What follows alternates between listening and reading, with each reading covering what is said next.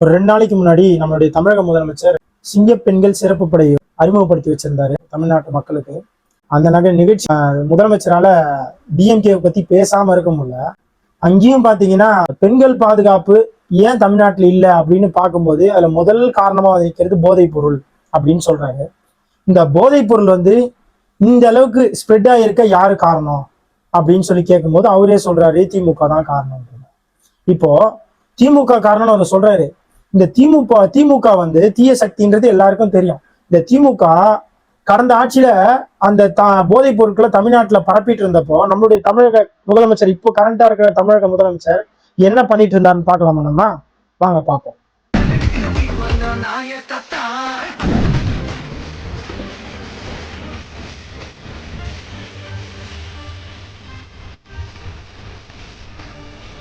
என்ன பாத்தீங்களா எவ்வளவு சூப்பரா இருக்கு பாத்தீங்கன்னா, எவ்வளவு சூப்பரா பண்ணிட்டு இருக்காரு பாத்தீங்கன்னா. போதை பழக்கத்தை எதிர்த்து எவ்வளவு குரல் கொடுத்துட்டு இருக்காருன்னு பாத்தீங்களா இல்லையா?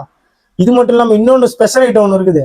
அதாவது தமிழக வரலாற்றிலேயே இந்திய வரலாற்றிலேயே முதல் முறையா ஒரு விஷயம் தமிழ்நாட்டில் நடந்திருக்கு. என்னன்னு பாக்குறீங்களா? இந்த ட்ரோன் பறக்க விட்டாங்களே அதுன்னு நினைக்கிறீங்களா? அது இல்ல. பெண்களுக்காக ட்ரோன் விட்டாங்களே அது கிடையாது. அது இதுக்கு முன்னாடியே இந்தியாவில பண்ணிட்டாங்க.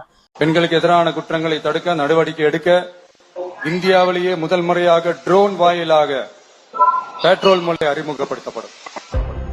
நாட்டிலேயே முதல் முறையாக சென்னை பெருநகர காவல்துறையில் புதிதாக ட்ரோன் காவல் பிரிவு தொடங்கப்பட்டுள்ளது. இது கிடையாது. முதல் முறையா நடந்தது என்னன்னா, அரசு விழால ஒரு சினிமா பாடல் பாடப்பட்டது. இதுதான் இந்தியாவிலேயே முதல் முறை.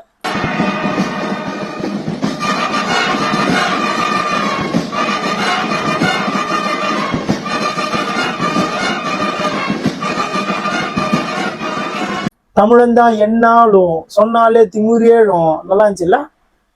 மக்களே, நீங்களே உங்க கருத்துக்களை சொல்லுங்க. ஒரு அரசு விழால இன்னைக்கு நம்மளுடைய தமிழ் தாய் வாழ்த்து 3வது இடத்துக்கு வந்துருச்சு.